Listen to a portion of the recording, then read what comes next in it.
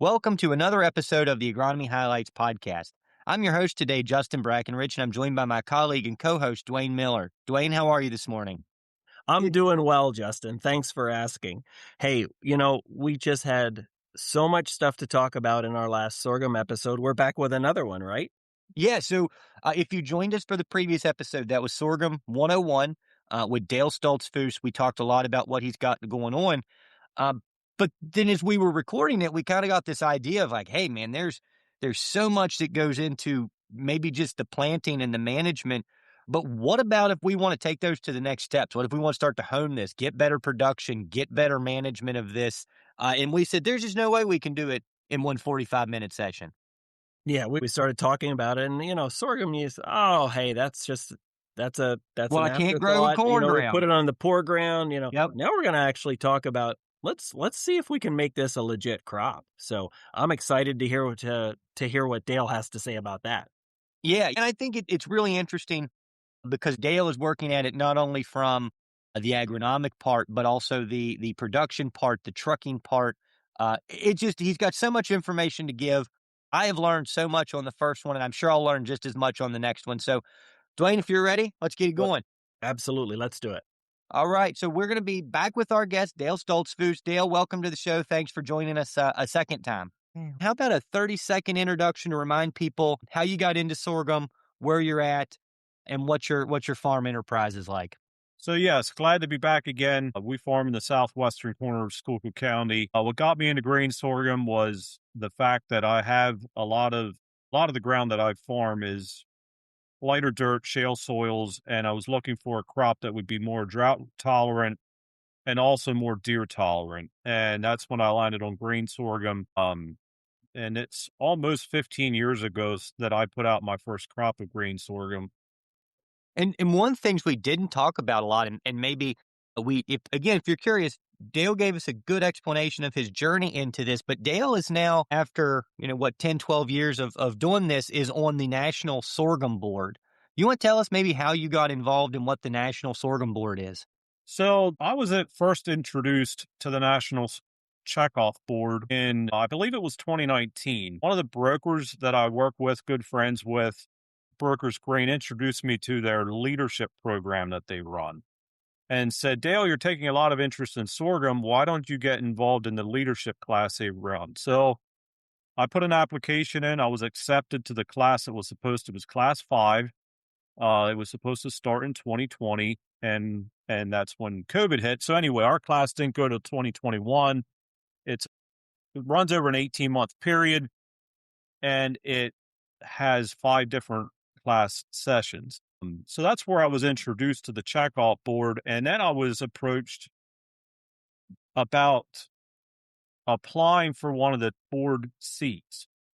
And the way you get on a checkoff seat is you put an application in, and you're actually chosen by the Secretary of Agriculture. Whoa, You're being okay. appointed by that because we are actually overseen. The checkoffs are all overseen by USDA. And so I was appointed to that position December of 2025. And then this year I was elected on to as a board treasurer. So how long's your service term on the board? So you're elected for a 3-year term, and then you're eligible to be reelected for a second, third-year term. So most people are, and again, the reelection is done by the Secretary of Ag. I'm going to put a plug in for the checkoff, Please. the sorghum checkoff, if I may. Yeah. This past year, our primary market for sorghum had been China. And a year ago, China wasn't in the market. I am going to give a big shout out to our paid personnel in the sorghum checkoff that run the office. The amount of work that they put in there, they work day and night to find markets to get rid of our sorghum. And our checkoff dollar went into that. We're going to talk some about herbicide tolerant varieties. That's a really important tool for us now. The sorghum checkoff helped fund that. Checkoffs tend to get a bad rap. And I do agree there's some checkoffs that may waste some money. Locally, people may be more familiar with perhaps like the beef checkoff or the soybean checkoff. And what that is, correct me if I'm wrong, when you are delivering a product to a first purchaser, a percentage of that fee that or money that you're receiving, a percentage of that is then withheld and given to the checkoff, which is a board that manages that money to use it towards research, advertisement, promotion, market development. Is that a pretty good summation of it? Yes, it is. Okay. Very good Okay. summary of it. And it is all overseen by USDA.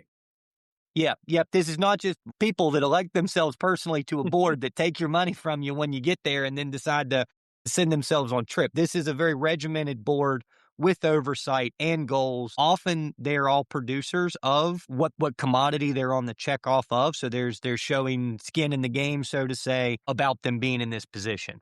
That is correct. Yeah, I think it's fair for us to say sometimes, you get that ticket from the mill and you grumble a little bit about what's taken off that check, but rest assured there are people on the other side of that, like you just mentioned, Dale, working hard for that farmer to lobby for them to develop those new markets for that specific commodity. Back to the lobbying thing. The checkoff dollars does not go towards lobbying. Okay, Okay. I'll take that back out. How's that? Redacted. We'll get you. Checkoff dollar is not for lobbying. We are not allowed to lobby, period. That is a no-no. Okay. So, Right. again, I'm not one of those. I've never paid into a checkoff. I'm not a farmer by trade, but where I see the benefit to this, and so, Dwane's got this and Dale too, if they pay the money, but where we sit as a university and all the institutions, and Dale mentioned it's not just the marketing, but this also funds and supports a lot of the research and things that go into these crops or these commodities that are important, right? And so I guess I would say if you're someone paying one of these checkoffs rather than complaining, contact your board and tell them, hey, I'm paying this.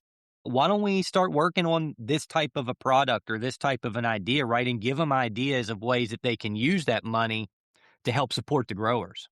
And that is correct. And it's actually someone like yourself, if you're going to do a project on research, you can go to any one of the checkoff boards and say, this is the research we want to do. Will you help us fund that? Yeah. And that's the kind of thing we look at every board meeting that we have. It's something we look at it and analyze it. Is it something that's been already done by another university already? Or is it something that needs to be done in the area they're in? Maybe it was done in Kansas, but doesn't need to be done in Pennsylvania. We look at that. And that's what the checkoff is for. And that's what it should be doing, quite frankly. Okay, well, thanks for that background information on the national board and your position there and how that checkoff works. So let's go back to maybe a little bit of a topic we covered at the very tail end of our first episode on sorghum, and that was kind of a little bit about how we categorize varieties. You talked about how many companies will have what they call days to mid bloom, and you said usually you can add 40 to that number, and that'll get you close to maybe what a corn relative maturity would be. So talk to us, Dale, a little bit about how you pick out varieties and variety selection for sorghum.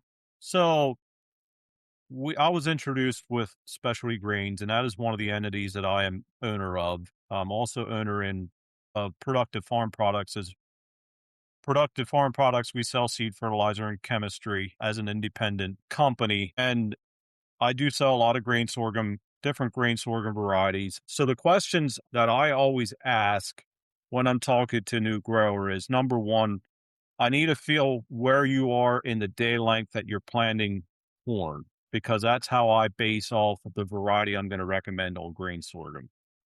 So in our neighborhood, we're doing mostly that low 100. I'm going to say it's mid 100s.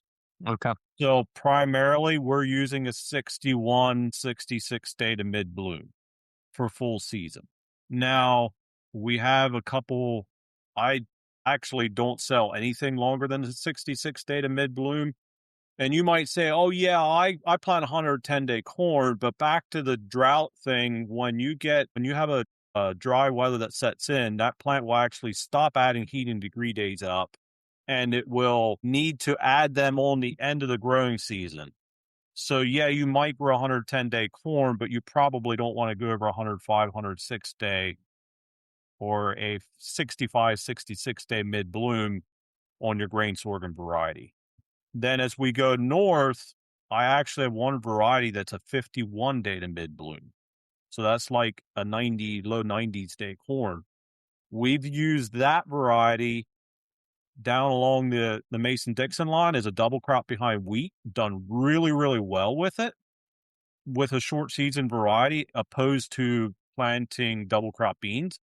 But then we'll also take that variety and use it as a full season variety when we go up north into the higher elevations of the state.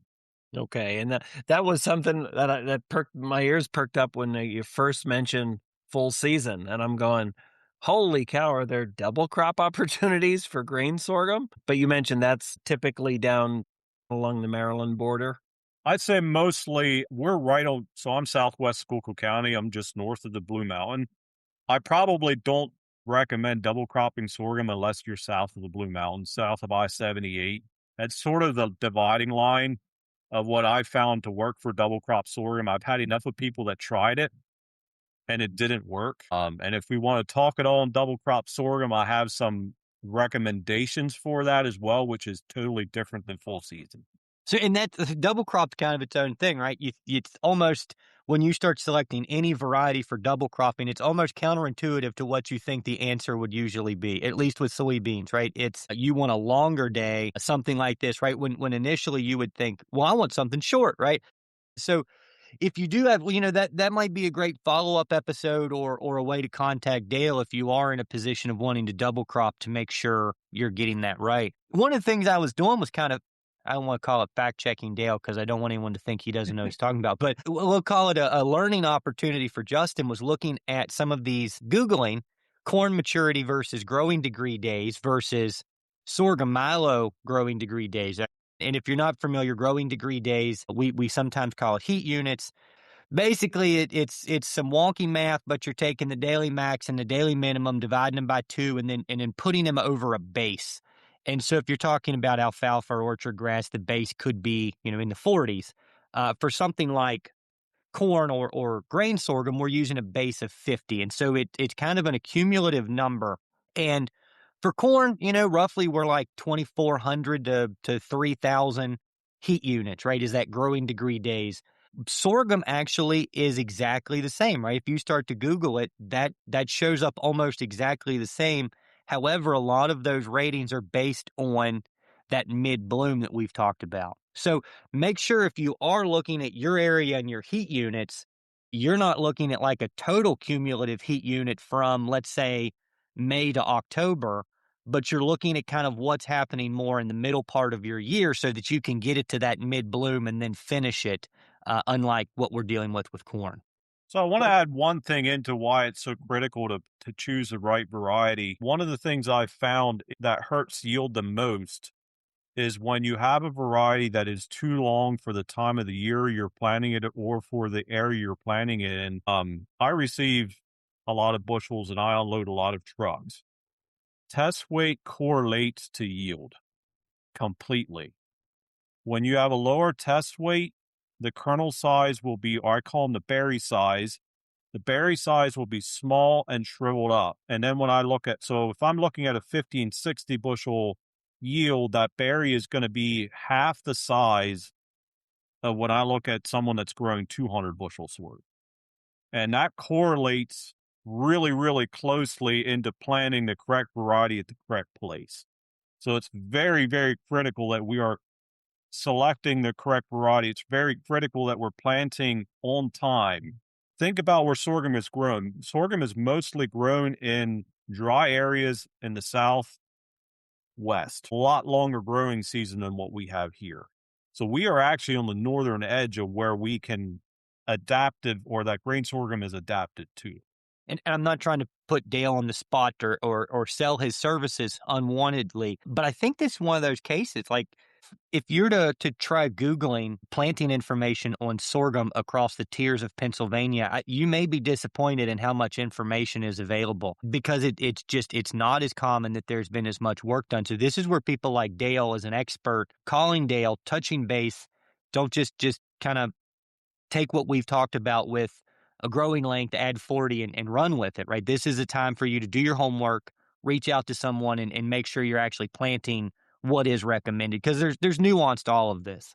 And that's why I'm excited about this podcast, though, too, because I'm excited to work with Penn State Extension as well to help you get the information that you need, maybe get you connected with research projects that we can fund through the checkoff to get more information readily available to the farmers out there. That's why I'm really, really excited about this. I have a note on top of my page that says sorghum checkoff question mark exclamation point, right? So we're talking about all these things, and admittedly, most of the knowledge I have on this has come through Googling over the last few weeks, right, to prep myself for this, but it's not something that I'm working with all the time, that I'm just holding knowledge like I do with beans or corn, because this is something new for me. And there's another nuance that goes into that. Our climate is so different than a lot of the climates that are raising this are dry, arid climates. And we're anything but that. We're humid. We're short growing season. In fact, when I look at population, if I can jump into population for a minute, Sure. we're looking at growing. I found 100,000 seeds on 15-inch rows to work really, really well. Higher population does not pick up yield in dry, droughty soils. It's actually going to drop your yield because you have too many plants that you're trying to maintain moisture for that we don't have. So you actually end up with smaller heads, which actually ends up with lower yield.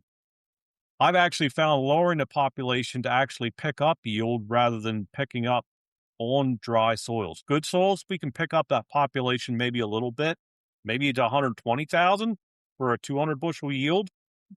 I had a grower that dropped 30,000 population one year and still had 100 bushel sorghum.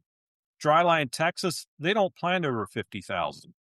In fact, they plant 30,000 on a regular basis. And on a good year, they'll have 100 bushel. On a poor year, they'll have 30 bushel. One last thing on varieties, Dale. I'll open up my local seed catalog here, and boy, I've got corn options like you wouldn't believe. But when it comes to sorghum, 1, 2, 3, 4, there's 5 there. It seems like our choices are more limited for particular varieties. Should people stick to a seed company that they've been dealing with? Do they need to look around for more options when it comes to varieties? I'm going to say work with someone that you trust. Ideally, it's going to be someone that has some knowledge on the crop, but work with someone you trust. And I realize, again, I sell seed. I highly respect other seed dealers completely, but make sure that you, as an advisor, make sure you're advising something you know on. It's an excellent piece of advice for anything, sorghum or otherwise, right? Correct. It is so important that you do that, because if you want a repeat customer, this is talking now to the seed sellers. Make sure you know what you're recommending and recommending the same thing so your customer comes back to you. There are herbicide options out there now that we did not have 5, 6 years ago. We do handle 2 of them, and the third one Pioneer has. They are tools to use if you need them. It is, and we'll get into herbicides here in a minute, but herbicides, we are really, really limited, especially on grass herbicides, what we can spray. And a herbicide tolerant variety is a really, really important tool if we need it. I think we'll get into that a little more. I hope everyone can keep up with us, right? Because we just kind of jump around from one place to the next. But if a new person, right, so that's kind of what we're tailoring this to and making progress and considering this, your advice would be 100,000 on 15-inch rows for kind of a starting population. Yes, and then if you're planning on 30-inch rows, drop it to 75,000. What I have found out, if you ever come into my place on my farm, my driveway goes right down through the center of the farm. And it's both sides of my driveway are all plots. And it's different things every year. And I highly advise everybody to do a plot, try something, at least something once a year to see if it works on your farm in anything. But what I have found out doing population checks on 30-inch rows, I'll drop 100,000 seeds. I generally never had more than 70 to 1,000 final count. Why spend the extra money on seeds? It doesn't pay you back.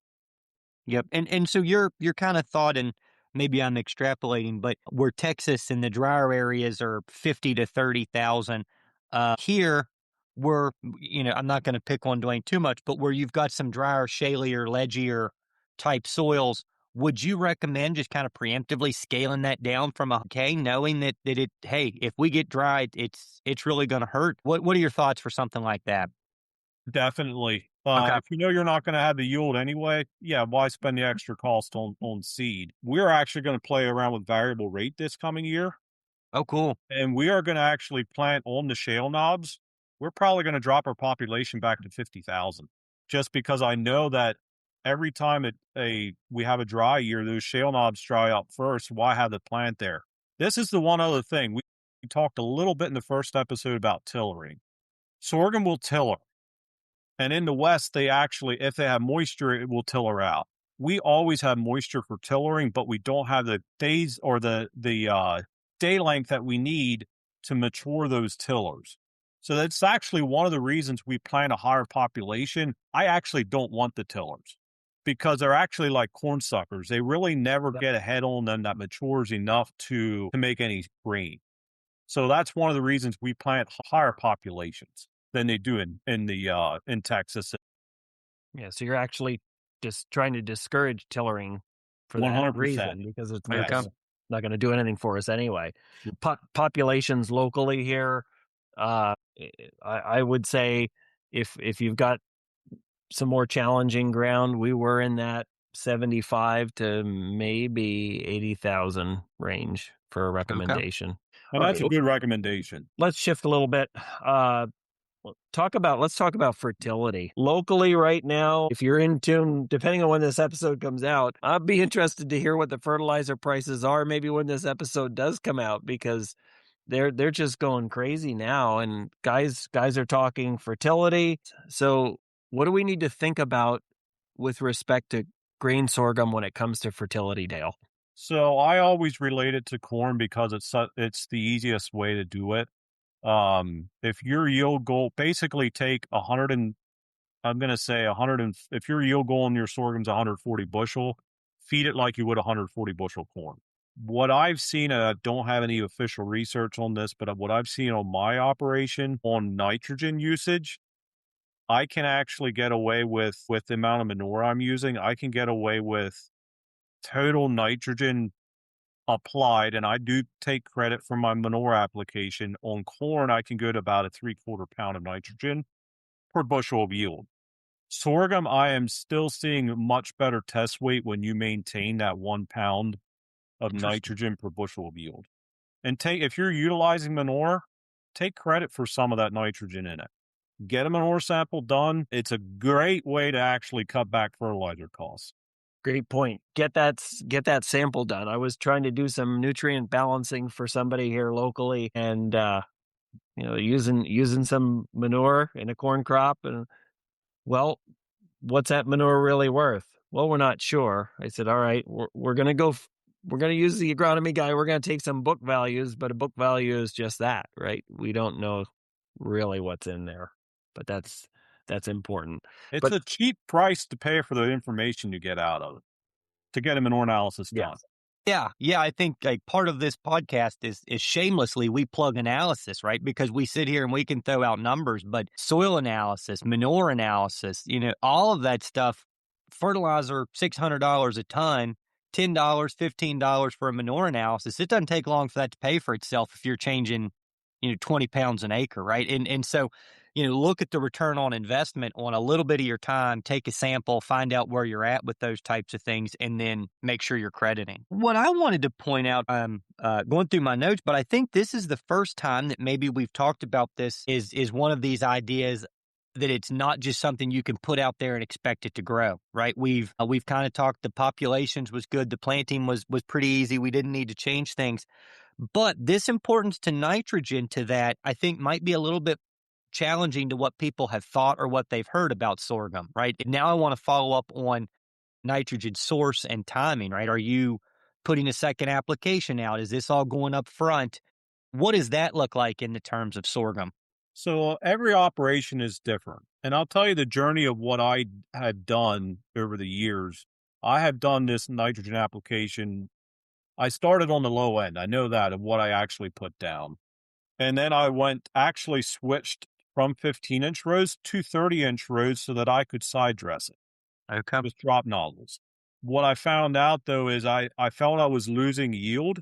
And one of the ways I was losing yield was with a platform harvesting sorghum, with a platform on the combine, we were having issues with the heads falling off the front of the cutter bar because there wasn't enough of product in front, because you're cutting this 18 inches off the ground.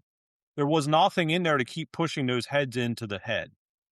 What I found is we have less field loss planting on 15-inch rows using a platform. So what I started doing then is actually side dressing with stream nozzles, stabilized nitrogen when the sorghum was 2 to 3 inches tall. I had done that for a number of years. 2 years ago, 24, we were very, very, very dry in May and the beginning of June when it was time to top dress. And I wasn't going to go throw my nitrogen out there if I didn't know that plant was going to be able to, so we didn't lose it. Even with stabilizer, I did not want to lose it. The sorghum kept on growing. I had no idea how that stuff could grow with the amount of moisture we didn't have. The sorghum was 12 inches tall when I went out and side dressed it. And I could have cried. It burned it so bad. It looked terrible. I streamed it over top and it looked pathetic. The interesting thing was we actually put some fungicide down with a drone on sorghum acres. I typically don't use fungicide. When we side dressed, or when we put that fungicide down right about 50% bloom, I was walking that field before we put the fungicide on. I could find no leaf tissue burn on those plants, period. And after we put that nitrogen down, those plants the tops were totally brown. That's how much burn we had. Now, this past year, we know what kind of spring we had. We were extremely wet when it was time to plant, and I had to cut my labor back. We bought a planter that had nitrogen on it. So we actually applied our nitrogen through the planter with stabilizer. And I did not side dress after that. I feel that in my yield scenario, in the yield goal that I had, we didn't hurt our yield at all by doing that. A stabilizer is very, very critical with that, though. We need to stabilize it so that we hold it long enough, especially if we're getting a lot of rain. We're going to talk high yield scenarios later. That's a different story. Okay, that was going to be my question: is what yield in that scenario? What yield were you shooting for? I was shooting for 150, and we ended up with 140. And that was because of planting date. We planted 10 days later than we should have, but it was because of weather. Yeah, and you mentioned there in the first episode, hey, when it was time in your custom operation, when it's time to plant sorghum, you're going to stop everything and you're going to plant sorghum, right? You're going to get it in the ground, try to get it done, get it off. And to back that theory up, so we finished planting that farm, 65 acres. It was 10 days till we could plant again. We lost 20 more bushel. Perfect example this spring of what happens when you don't have that window and you have a limited time to do something and then the rains come back. Are you or your ag-related business interested in becoming a sponsor of the show? Support Penn State Extension's mission to provide trusted, research-based agronomy insights by sponsoring Season 4 of the Agronomy Highlights podcast. Advertising opportunities are available, and you can register directly or take a look at the sponsorship packages and pricing in the link below in the show notes. Feel free to reach out to me directly by emailing rms6953@psu.edu if you have further questions. Now, back to the episode. Most people think fires start with flames, but they don't. Most flames start with heat. Control the heat, control the outcome. That's why Mark Twinoffel with Midwest Ag Risk Control focuses on one question: how fast can you control the heat? Around the farm or in the field, Mark recommends the Enforcer One system with Firebowl foam, built to cool fast, cling to surfaces, and stop reignition.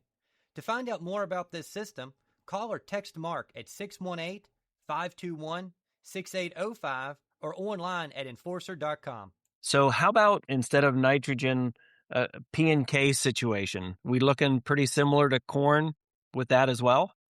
P&K is this, and does the agronomy guide have that in? I'm not sure. Agronomy guide's actually a really good tool to use. I use the agronomy guide all the time for the chemistry side. So I'm a bad guy. My agronomy guide's sitting in the truck. Well, The agronomy guide on the chemistry side is very, very accurate. I have found everything that's printed in there to be extremely true. And I tried to push the books on a couple of things and got kicked in the pants because of it. On the fertility side, I actually consulted an app for nutrient application. It is exactly the same as corn on P and K. Basically, it's if your yield goal is 140 bushels corn and you want 140 bushels sorghum, it's the same on P and K. Well, that makes it real easy then for us to have somebody that's thinking about this from a switch standpoint. Say, okay, if we're gonna replace some corn acres with potentially some sorghum from a fertility standpoint, we're gonna look just about the same with that. Are you delivering that the P and K fertility? Is that done using that planter as well? It is not. Everything we use manure on everything. So yeah, I have not found. I'm not saying I never will use starter fertilizer at all if I need to, but I'm not relying on my starter fertilizer for my P and K. Seed costs. We didn't talk about seed costs at all. This is the biggest cost saving factor on grain sorghum. If you're using a conventional variety of seed, your seed cost is about $25 an acre. And you said that's typically 6 to 8 pounds, somewhere in there, right? Is what you're seeding at. Now, obviously, if you use a herbicide tolerant variety, it's going to add cost to that, but it's significant cost and significant seed cost savings. As a refresher, we've talked a lot about varieties now. We've hit onto fertilizer as well. I would like to follow up on what you just said about the agronomy guide and herbicides. You've mentioned a couple times that there are some tolerances to these, but why don't you walk us through a little bit of the herbicide program that you're using and how these chemistries can help in production? So number one, we're planting this crop probably, and it depends on the area you're in, but probably right around the May 15th at the earliest to the May 20 range. So if you're utilizing cover crops, think again, I said a while ago about the importance of soil to seed contact. If you're utilizing cover crops or even if you're not, and you have weeds, get them killed early, get that field cleaned up, do an early pre-pass, and maybe throw a little bit of mesotrione in there, Callisto in with that. That's where I put my Callisto application down. You look at a Callisto label, the Callisto says you have to put that down 10 days prior to plant. And then we do our planting, and then right after planting, I am going to do an application of another burn down application of, I don't care what you're using, but another burn down application. And that's when I'm going to put my dual atrazine down. We rely very, very, very heavily on these pre-programs because we do not have many tools to go back in post-emerge to control, especially grass. Broadleaves we're pretty good at. We can use 2,4-D, we can use dicamba up to 12 inches, I think is what the agronomy guide reads, and the agronomy guide is correct on that.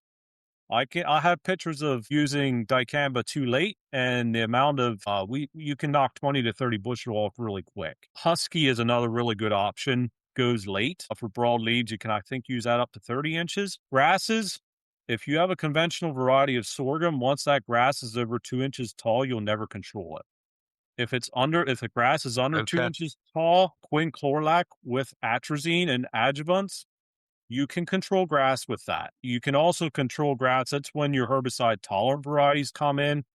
If my recommendation always is, if you know you have foxtail, fall panigan issues, utilize these herbicide tolerant varieties. Imiflex is one, First Act is another one, and Pioneers, Inzen. Yes, Inzen. So those are the three options that you have. And quite frankly, they're not. The First Act is probably the most effective on grass. You can use it when grass is higher than Inzen or Imiflex. But then you also pay more for your seed costs. I'm going to call that herbicide tolerant varieties as an insurance program. So I'm like frantically looking through and turning pages in the agronomy guide, trying to keep up with this so I can ask an intelligent question. But, I think that's an interesting part of this one too, right? I guess my mind keeps going back to this idea that people think of this as just this crop they're going to put out and they're going to get a profit off of it, or they're going to get a grain, right? And I think the more we peel back some of these things, now we're talking about a pretty in-depth herbicide program, right? We're talking about the same thing that we're preaching at all of these meetings for corn and soybeans is we've got to have strong residual. We don't want to get ourselves in these positions that we have. I guess maybe this would be a broad statement, but it seems that we have more problems with broadleaf tolerance and things right now with our modes than we do with the grasses. But we don't have great grass control in something like this. And so how are you going to target that? How are you going to have a really effective burn down with an overlapping program up front? So I think that this is that second point, right? Nitrogen was something that had to be key. And now an herbicide program is something that has to be on your mind and prepared for to grow good sorghum. That is 100% correct. And I cannot overemphasize it enough that we need that pre-program. We need full rates of dual, full rates of atrazine, because if you're using a conventional variety of grain sorghum, yeah, you can use quinclorac, but you're going to pay. It's a very expensive program to use, and it's only so. And I'm saying over 2 inches tall in the grass. I mean it. It's not. If it's over 2 inches tall, you will not control it. It will not control it. And I think maybe it's like most of what you're listing and most of what I'm seeing, things like the dual product, biceps, atrazines, I'm looking at the guy, we've got Warrant, we've got Prowl. A lot of these are very common products that if you're working with corn, there shouldn't be a huge learning curve to like understanding or recognizing some names that you can use in this type of product or growing sorghum. I think we're underutilizing is Sharpen and Verdict actually as a pre to hit those Roundup resistant weeds. That's actually a really good tool to use as a pre. Verdict has Sharpen in it. You can actually, a lot of times I'm actually building programs that work cross as a pre-program. We're actually using exactly the same pre-program on corn and sorghum both together. And I think Sharpen is one of those that I kind of like a lot because it doesn't matter, right? There are very few things that you're going to have issues with planting with a Sharpen type operation on your farm after, whether it's small grains, whether it's sorghum, whether it's corn, whether it's beans, right? Like it fits very nice in there in a nice pre-operation. One more benefit to Sharpen, it came down a lot in price. Well, see, that was always the thing, right? People got shocked.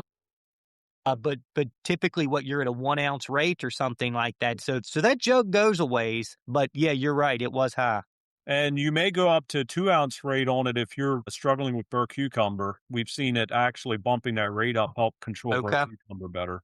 Okay. I think the last thing we want to touch on before we go into this high yielding conversation is disease. We mentioned that a little bit in the beginning that we may kind of anecdotally or Dale may see more quote unquote natural resistances to some of these things. But we talked about things like anthracnose. You mentioned the use of a fungicide. So let's touch on disease management. So it starts with seed selection first. I would say anthracnose is probably our number one nemesis when it comes to disease. A lot of your sorghum varieties do not have great anthracnose tolerance. You'll think it's standing great. And if you delay a harvest, ask me how I know this. I found it out by the hard way. I delayed harvest and it blew down on me. And when sorghum blows down, unless you have it planted on 30-inch rows and you can find a row head to use to pick it back up again, it is down on the ground and you will not get it back. And if you try to put your head down, it's a very wet stalk. It combines very hard. You will be extremely frustrated. When it's time to harvest sorghum, harvest sorghum. Don't delay harvest. Get it done, especially if you're in a high deer pressure area. That's another reason to harvest very quickly. So watch your disease ratings. I'm going to mention planting sorghum multiple years in a row. When I first started doing sorghum, I tried it, and we were talking about a 30% yield loss doing sorghum 2 years in a row. Okay. We did not have 15 years ago, all the fungicides available we have now. We also have some disease or some varieties that have much better disease tolerance now than what we had then. We have been doing it in the last couple of years, some sorghum on sorghum, and having very good success with it. Highly recommend doing a fungicide application. Timing on that is 50% heading. I said bloom earlier. It's actually 50% heading is when they would recommend to do that. I don't know if the agronomy guide has too much on that, but maybe the extension office or a crop consultant to figure out which fungicide you're going to use to do that. There are a couple of them that work. Yeah, I think that crop protection network that we work with, well, not we, but our extension folks work with a lot to do these updated disease efficacy things. I think they're going to have something on sorghum because they're not just researchers from the mid Atlantic region. They're people from all across the country working through that crop protection. So I think my advice would be directing people to look at that because it's going to give you the disease type, the efficacy of that. But I think then where the next step and where people like Dale or the university may help is checking that label to make sure it is a Pennsylvania labeled fungicide and not just something that may be labeled for Kansas or something like that before you start purchasing and applying. That is very true. I personally, what I have found, I do not need, unless I'm doing sorghum and sorghum, my type ground I have, I know I top out at that 150, 160 bushel yield goal. Fungicide probably is not going to pay me to put down, but it is something when we go to the high yield that I will be recommending to use then. And I think, again, this is maybe kind of on the edge of the knowledge that I have. So maybe Dwayne or Dale can back me up. But in my experiences, when you start using fungicides, you start keeping your plant green a little longer, right? And you start to have a little bit later harvest, especially in soybeans is where I see it a lot. And so if your variety is not selected well, and you do have that dry period, and now you start putting fungicides on, you may have even wetter or more challenging time harvesting because of this kind of combined effect.